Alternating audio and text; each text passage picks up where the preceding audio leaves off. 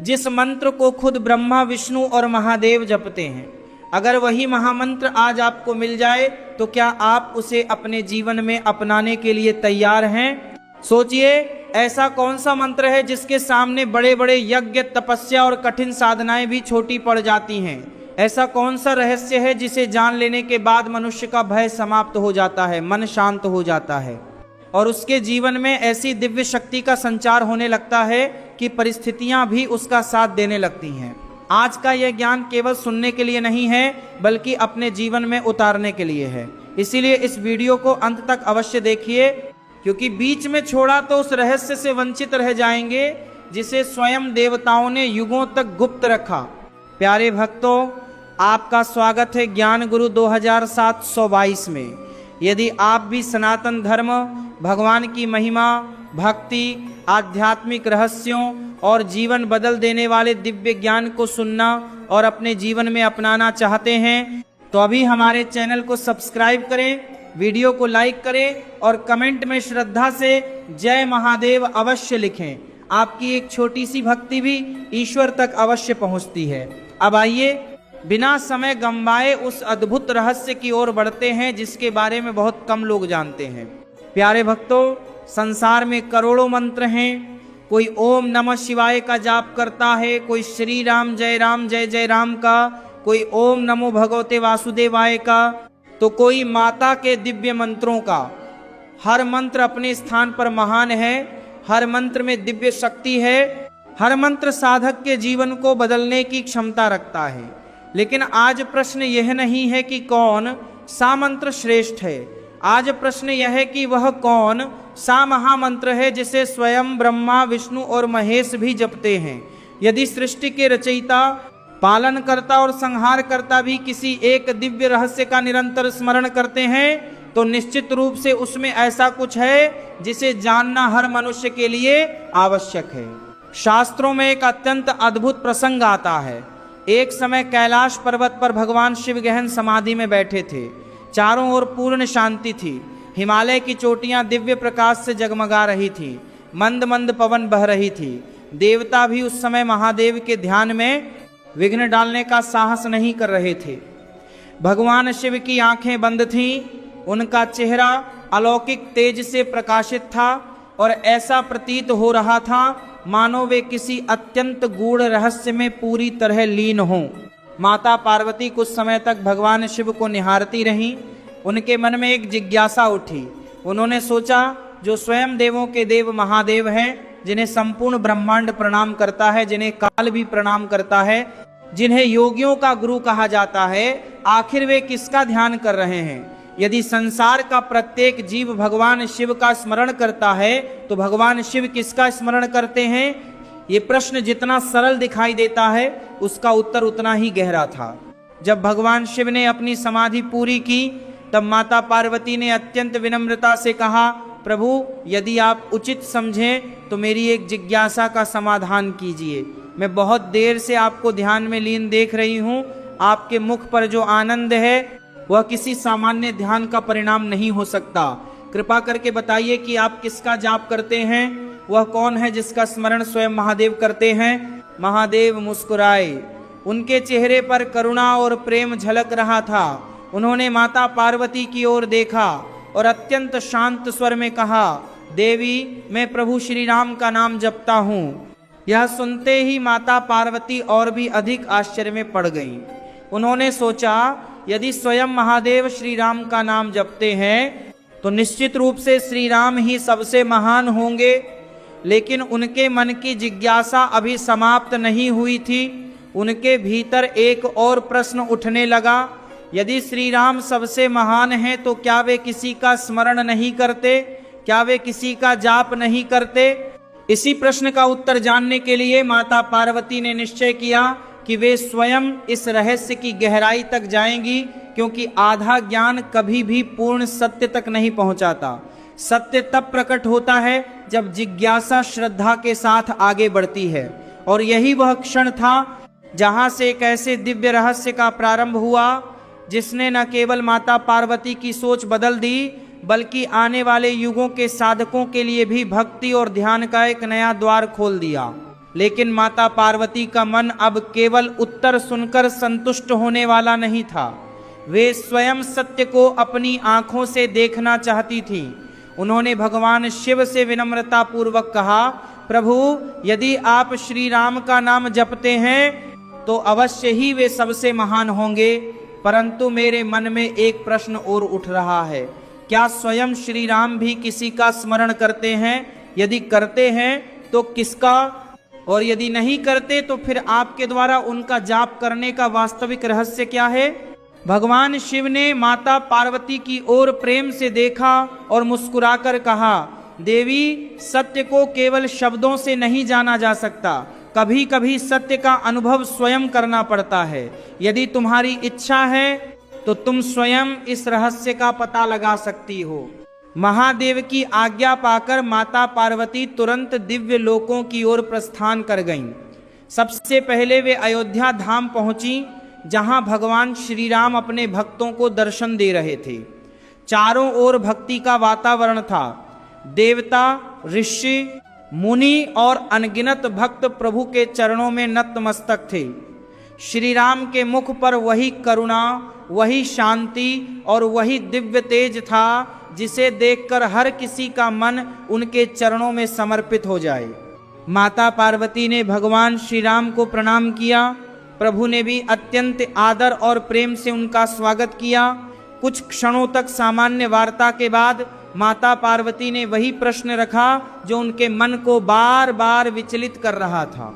उन्होंने कहा, प्रभु मैंने भगवान शिव से पूछा कि वे किसका जाप करते हैं, उन्होंने आपका नाम लिया। अब मैं आपसे जानना चाहती हूँ कि आप किसका स्मरण करते हैं। क्या आपके लिए भी कोई ऐसा नाम है जिससे आप सबसे अधिक पवित्र मानते हैं? भगवान श्री राम कुछ क्षण शांत रहे। उनके चेहरे पर एक मधुर मुस्कान आई। फिर उन्होंने अत्यंत विनम्र स्वर में कहा, देवी मैं सदैव भगवान शिव का स्मरण करता हूँ। शिव मेरे हृदय में निवास करते हैं, उनके बिना मेरा अस्तित्व भी अधूरा है। ये उत्तर सुनकर माता पार्वती एक बार फिर आश्चर्यचकित रह गईं। वे मन ही मन सोचने लगी, यह कैसे संभव है? महादेव कहते हैं कि वे श्री राम का जाप करते हैं और श्री राम कह रहे हैं कि वे महादेव का स्मरण करते हैं। यदि दोनों एक दूसरे का नाम जपते हैं तो फिर सबसे बड़ा कौन है? आखिर इस रहस्य का अंत कहाँ है? उनकी जिज्ञासा अब और भी प्रबल हो चुकी थी। उन्हें लगा कि अभी भी पूरा सत्य सामने नहीं आया है। उन्होंने निश्चय किया कि अब वे स्वयं भगवान विष्णु के पास जाएंगी। यदि श्री राम भगवान विष्णु के अवतार हैं तो संभव है कि स्वयं भगवान विष्णु इस रहस्य का अंतिम उत्तर दें। माता पार्वती वैकुंठ धाम पहुंची। वहां का दृश्य अत्यंत मनोहर था। दिव्य प्रकाश से आलोकित वैकुंठ में चारों ओर शांति, आनंद और भक्ति का वातावरण था। भगवान विष्णु शेषनाग पर विराजमान थे और माता लक्ष्मी उनके चरणों की सेवा कर रही थी। देवगण श्रद्धा से उनके समक्ष उपस्थित थे। माता पार्वती ने भगवान विष्णु को प्रणाम किया। भगवान विष्णु ने मुस्कुराकर उनका स्वागत किया और उनके आने का कारण पूछा। माता पार्वती ने बिना देर किए वही प्रश्न दोहराया, प्रभु मैं एक दिव्य रहस्य को जानने का प्रयास कर रही हूँ। भगवान शिव कहते हैं कि वे श्री राम का जाप करते हैं। श्री राम कहते हैं कि वे भगवान शिव का स्मरण करते हैं। अब मैं आपसे जानना चाहती हूँ कि आप किसका जाप करते हैं।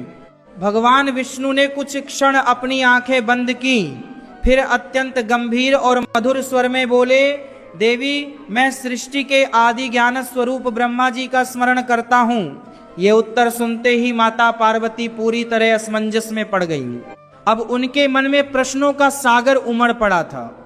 यदि भगवान विष्णु ब्रह्मा जी का जाप करते हैं तो क्या ब्रह्मा जी सबसे महान हैं या फिर वे भी किसी और का स्मरण करते हैं? क्या इस रहस्य का कोई अंत है या यह एक अनंत श्रृंखला है? प्यारे भक्तों, माता पार्वती की यही जिज्ञासा अब उन्हें ब्रह्मलोक तक ले जाने वाली थी। वहां उन्हें ऐसा उत्तर मिलने वाला था जो न केवल उनकी सारी शंकाओं को समाप्त करेगा बल्कि संसार के प्रत्येक साधक के लिए एक ऐसा आध्यात्मिक रहस्य प्रकट करेगा जिसे जानने के बाद भक्ति का अर्थ ही बदल जाएगा। माता पार्वती अब ब्रह्मलोक की ओर बढ़ चुकी थीं। उनके मन में केवल एक ही प्रश्न बार बार उठ रहा था, यदि भगवान विष्णु भी ब्रह्मा जी का स्मरण करते हैं तो क्या ब्रह्मा जी ही सबसे श्रेष्ठ हैं? क्या यही वह महामंत्र है जिसका रहस्य अभी तक छिपा हुआ है, या फिर इसके पीछे कोई और गहरा सत्य है जिसे जानना अभी बाकी है? कुछ ही क्षणों में माता पार्वती ब्रह्मलोक पहुंची। चारों ओर दिव्य प्रकाश फैला हुआ था। ऐसा प्रतीत हो रहा था मानो स्वयं ज्ञान ने वहां अपना स्वरूप धारण कर लिया हो। वेदों की मधुर ध्वनि वातावरण में गूंज रही थी। ऋषि मुनि और देवगण ब्रह्मा जी की स्तुति में लीन थे। सृष्टि के रचयिता भगवान ब्रह्मा कमल के दिव्य आसन पर विराजमान थे। उनके चारों मुखों से निरंतर वेद मंत्रों का उच्चारण हो रहा था। माता पार्वती ने श्रद्धा पूर्वक ब्रह्मा जी को प्रणाम किया। ब्रह्मा जी ने उन्हें आशीर्वाद दिया और स्नेह पूर्वक पूछा, देवी, आज ब्रह्मलोक में आपका आगमन किस उद्देश्य से हुआ है? माता पार्वती ने कहा, प्रभु, मैं एक ऐसे रहस्य को जानना चाहती हूँ जिसने मेरे मन को अत्यंत विचलित कर दिया है। भगवान शिव कहते हैं कि वे श्री राम का जाप करते हैं। श्री राम कहते हैं कि वे भगवान शिव का स्मरण करते हैं। भगवान विष्णु कहते हैं कि वे आपका ध्यान करते हैं। अब कृपा करके आप ही बताइए कि आप किसका जाप करते हैं? कौन है वह परम सत्ता जिसका स्मरण स्वयं आप करते हैं? ब्रह्मा जी यह सुनकर कुछ क्षणों के लिए मुस्कुराए। उनकी मुस्कान में करुणा भी थी और एक गहरा आध्यात्मिक संकेत भी। उन्होंने शांत स्वर में कहा, देवी, मैं भी भगवान शिव का स्मरण करता हूँ। यह उत्तर सुनते ही माता पार्वती पूरी तरह स्तब्ध रह गई। अब उनके लिए कुछ भी समझ पाना कठिन हो गया था। उन्होंने मन ही मन सोचा, यह कैसी अद्भुत लीला है। महादेव श्री राम का जाप करते हैं, श्री राम शिव का स्मरण करते हैं, भगवान विष्णु ब्रह्मा जी का ध्यान करते हैं और ब्रह्मा जी फिर से भगवान शिव का नाम लेते हैं। यदि प्रत्येक देवता किसी दूसरे का स्मरण कर रहा है तो फिर सबसे महान कौन है? आखिर वह एक महामंत्र कौन सा है जिसके कारण सभी देवताओं के बीच यह दिव्य संबंध बना हुआ है? उनके मन की यह दुविधा अब और भी बढ़ती जा रही थी। प्यारे भक्तों, कई बार हमारे जीवन में भी ऐसा ही होता है। हम बाहरी रूपों में उलझ जाते हैं। कोई कहता है शिव सबसे बड़े हैं, कोई कहता है विष्णु सर्वोपरि हैं, कोई श्री राम को सर्वश्रेष्ठ मानता है, तो कोई ब्रह्मा जी को सृष्टि का मूल बताता है। धीरे धीरे मन तुलना करने लगता है और तुलना करते करते भक्ति का वास्तविक आनंद कहीं खो जाता है। लेकिन सनातन धर्म हमें कभी भी विभाजन नहीं सिखाता। हमारे शास्त्र बताते हैं कि सभी देवता एक ही परम सत्य के विभिन्न स्वरूप हैं। जिस प्रकार एक ही सूर्य का प्रकाश अलग अलग दिशाओं में फैलता है, उसी प्रकार एक ही परम चेतना अनेक रूपों में प्रकट होती है। जो इस रहस्य को समझ लेता है उसके भीतर से भेदभाव समाप्त हो जाता है और उसके हृदय में सभी देवताओं के प्रति समान श्रद्धा जागृत हो जाती है। माता पार्वती अभी इस गहरे सत्य से अनजान थीं। उनके मन में प्रश्नों का तूफान चल रहा था। वे तुरंत कैलाश पर्वत वापस लौटी। जैसे ही उन्होंने भगवान शिव के दर्शन किए, वे उनके चरणों में बैठ गईं और बोली, प्रभु, अब मेरी उलझन पहले से भी अधिक बढ़ गई है। मैंने स्वयं श्री राम, भगवान विष्णु और ब्रह्मा जी से यह प्रश्न पूछा। प्रत्येक ने किसी दूसरे का नाम लिया। मैं अब समझ नहीं पा रही हूँ कि आखिर वह वास्तविक महामंत्र कौन सा है जिसे सभी देवता जपते हैं। कृपा करके अब आप मेरी इस शंका का पूर्ण समाधान कीजिए। भगवान शिव मुस्कुराए। उन्हें ज्ञात था कि अब माता पार्वती सत्य को ग्रहण करने के लिए पूर्णतः तैयार हैं। उन्होंने कहा, देवी, आज मैं तुम्हें वह रहस्य बताऊंगा जो अत्यंत दुर्लभ है। यह ऐसा ज्ञान है जिसे सुनकर साधक का जीवन बदल जाता है। यह ऐसा महामंत्र है जो किसी पुस्तक में सीमित नहीं है, किसी मंदिर तक सीमित नहीं है और किसी एक देवता तक भी सीमित नहीं है। यह मंत्र तो सृष्टि के प्रत्येक कण में निरंतर गूंज रहा है। महादेव के ये वचन सुनकर माता पार्वती की आंखों में उत्सुकता भर गई। उन्हें अनुभव होने लगा कि अब वह दिव्य रहस्य प्रकट होने वाला है जिसे जानने के लिए देवता भी लालायित रहते हैं। भगवान शिव के शब्द सुनते ही माता पार्वती की उत्सुकता चरम पर पहुंच गई। उनके हृदय की धड़कन मानो बढ़ गई थी। वे अत्यंत विनम्र भाव से भगवान शिव के सामने हाथ जोड़कर बैठ गईं। अब उनके मन में कोई तर्क नहीं था, कोई अहंकार नहीं था, केवल सत्य को जानने की तीव्र इच्छा थी। यही वह अवस्था होती है जब साधक के भीतर वास्तविक ज्ञान उतरना प्रारंभ होता है। जब मन पूरी तरह शांत हो जाए और केवल सत्य की प्यास शेष रह जाए, तभी ईश्वर का रहस्य प्रकट होता है। भगवान शिव ने अत्यंत शांत और गंभीर स्वर में कहा, देवी ध्यान से सुनो, आज मैं तुम्हें जो बताने जा रहा हूं उसे सुनने का सौभाग्य बड़े बड़े योगियों, ऋषियों और तपस्वियों को भी बहुत कठिनाई से प्राप्त होता है। यह कोई साधारण मंत्र नहीं है, यह ऐसा महामंत्र है जिसे किसी ने बनाया नहीं, किसी ऋषि ने रचा नहीं, किसी ग्रंथ में उत्पन्न नहीं किया। यह मंत्र तो स्वयं प्रकृति के साथ प्रकट हुआ है। जब सृष्टि का प्रथम स्पंदन हुआ, उसी क्षण से यह महामंत्र भी निरंतर गूंज रहा है। माता पार्वती आश्चर्य से भगवान शिव की ओर देखने लगी। उन्होंने पूछा, प्रभु, यदि यह मंत्र इतना प्राचीन है और सृष्टि के प्रारंभ से ही विद्यमान है, तो फिर मनुष्य इसे जान क्यों नहीं पाता? भगवान शिव मुस्कुराए और बोले, क्योंकि मनुष्य का ध्यान बाहर की ओर भागता रहता है। वह संसार की वस्तुओं में सुख खोजता है, वह धन, प्रतिष्ठा, संबंध और इच्छाओं में इतना उलझ जाता है कि उसके भीतर जो सबसे बड़ा खजाना है उसी को भूल जाता है। जिस सत्य को पाने के लिए लोग जंगलों में भटकते हैं, वह सत्य उनके अपने भीतर हर क्षण उपस्थित रहता है।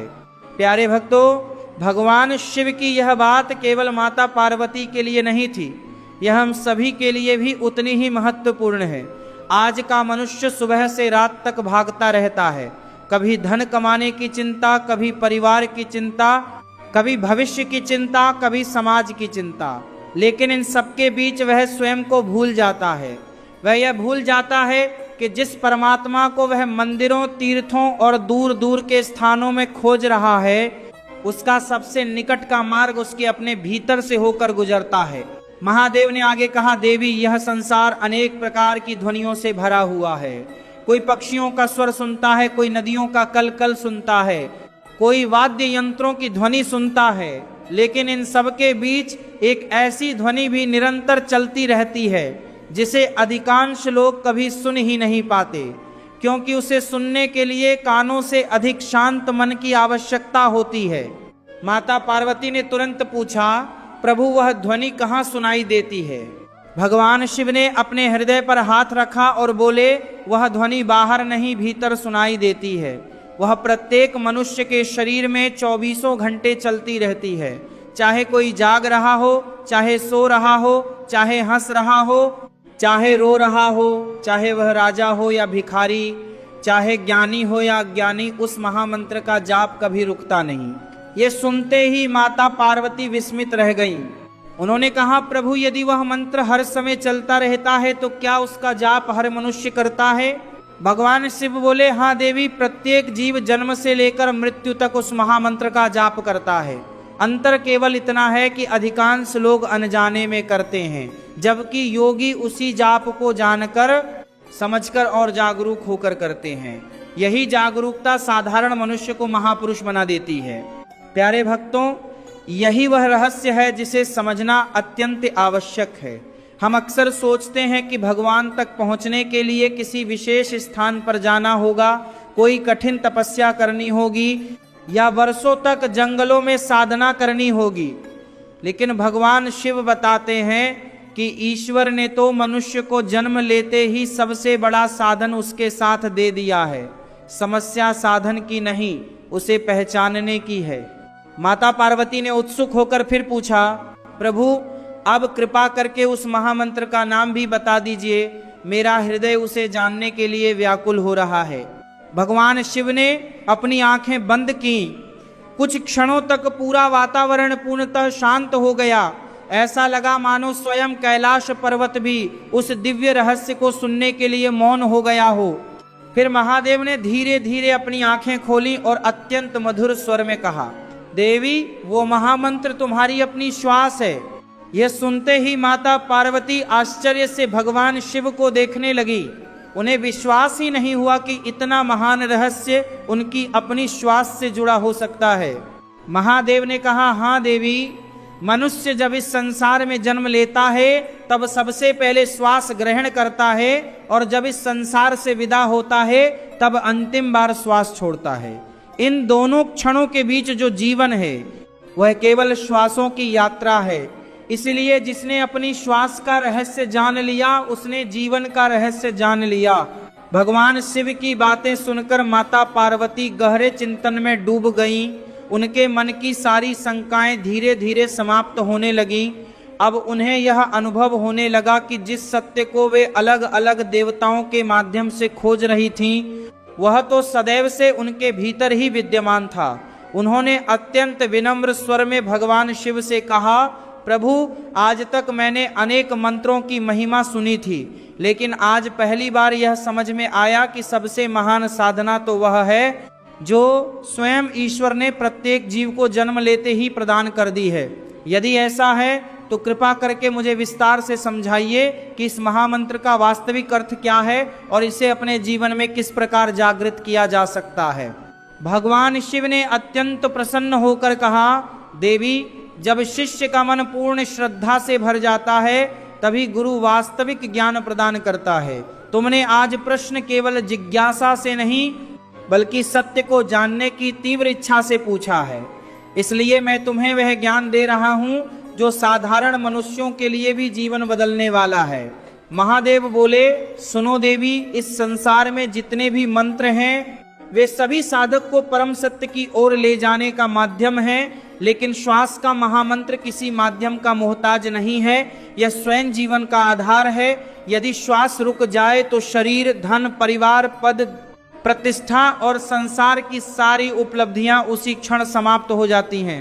इसीलिए समझो कि ईश्वर ने सबसे पहले मनुष्य को श्वास दी, क्योंकि उसी के माध्यम से वह हर पल अपने अस्तित्व का अनुभव कर सकता है। उन्होंने आगे कहा, जब कोई शिशु जन्म लेता है तब वह किसी भाषा को नहीं जानता, किसी मंत्र को नहीं जानता, लेकिन जन्म लेते ही उसकी पहली श्वास प्रारंभ हो जाती है और जीवन की अंतिम श्वास तक यही उसका सबसे सच्चा साथी बनी रहती है।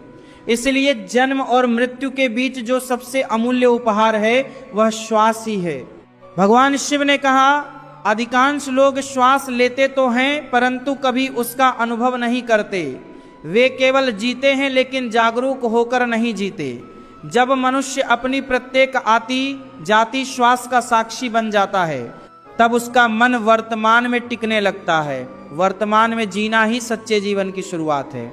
महादेव ने आगे कहा, यही कारण है कि बड़े बड़े योगी वर्षों तक केवल श्वास पर ध्यान करते हैं।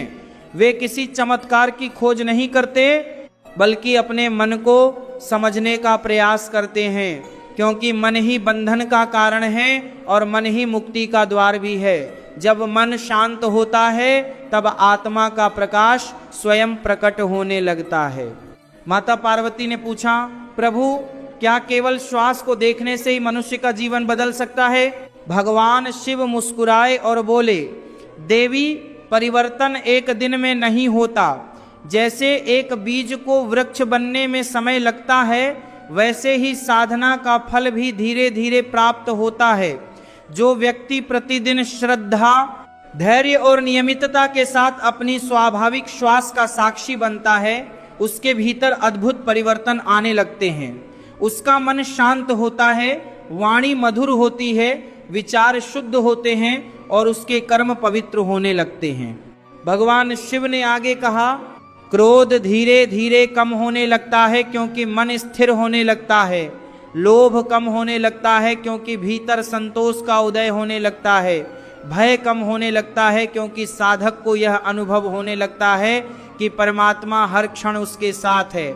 ईर्ष्या समाप्त होने लगती है क्योंकि वह दूसरों में भी उसी परम चेतना का दर्शन करने लगता है।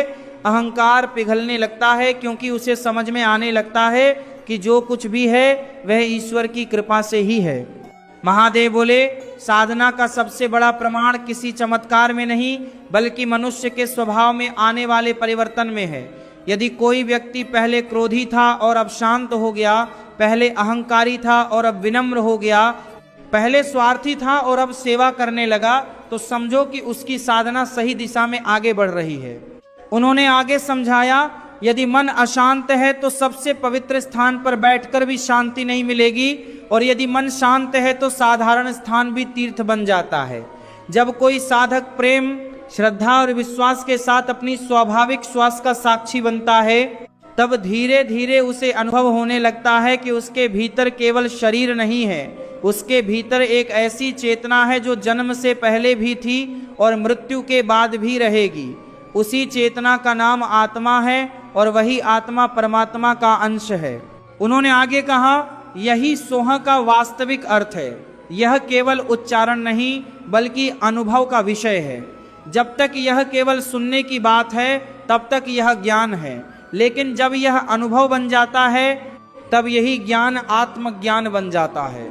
माता पार्वती की आंखों से आनंद के आंसू बहने लगे। उन्होंने भगवान शिव के चरणों में अपना मस्तक झुका दिया और कहा, प्रभु आज मेरी सारी शंकाएं समाप्त हो गईं। अब मैं समझ गई कि सभी देवता किसी दूसरे देवता का नहीं बल्कि उसी एक परम सत्य का स्मरण करते हैं जो प्रत्येक श्वास में, प्रत्येक प्राणी में और सृष्टि के प्रत्येक कण में समान रूप से विद्यमान है।